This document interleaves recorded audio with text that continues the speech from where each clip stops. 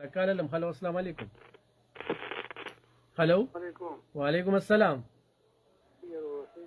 خیر دی جی خیر دی جی دا زیرا اللہ تعالیٰ قرآن کے ارشاد فرمائی کا نا او جی آو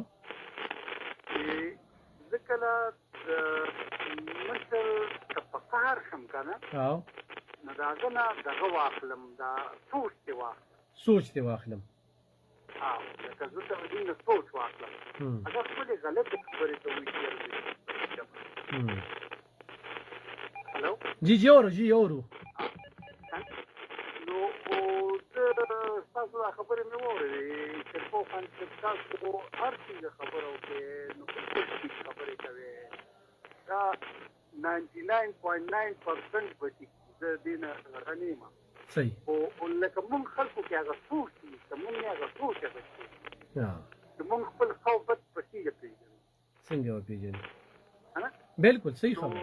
لکه څنګه چې تاسو وایي کنه سلیبریشن آرمي لکه دی کڅ لکه دا یو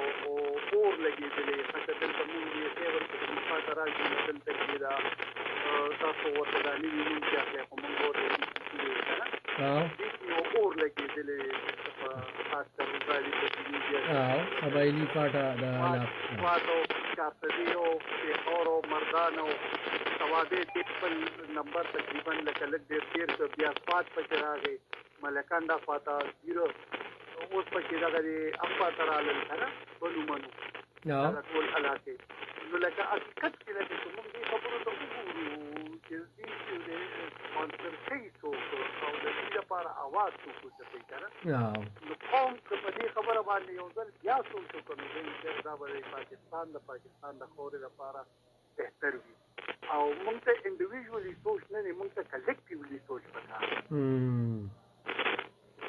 موږ کلیکټیولی سوچ وکړو لکه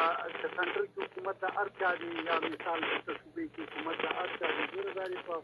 دل کې پیپل پارټي دا مثال په بلوچستان کې لکه مختلف مکتباتي پر خلکو او استعداد جوړ کړي دلته کې لکه په پنجاب کې نون دی یا دلته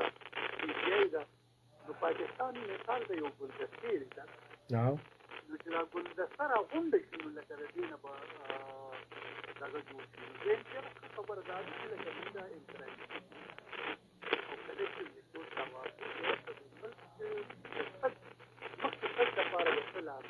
لکه شانتي وړه کې دی د اواز کې ډېر زیات شور را شروع شو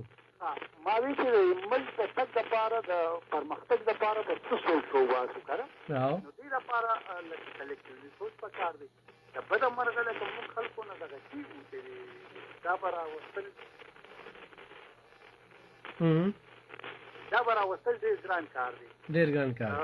او دا زمونږ دا څونه مذهبي سیاسي کوم ګوندونه دي کنه او خاص کر منبر کی په دې کې ډېر لوی کردار ادا کوي چې د منبر نه په دې باندې आवाज وروځي کنه بالکل موږ څونه سیاسي ګوندونه دي هغه د پښتون پرست ګوندونه دي او مذهبي ګوندونه دي زموږ کنه چې اګي په دې باندې आवाज وروځي چې لکه دا خدای څخه نه ملک ټول مخکې پکار دي دا یوازې د ادارې دا د یو کس وخت کار نه نو په خبره به دې زما په باندې زه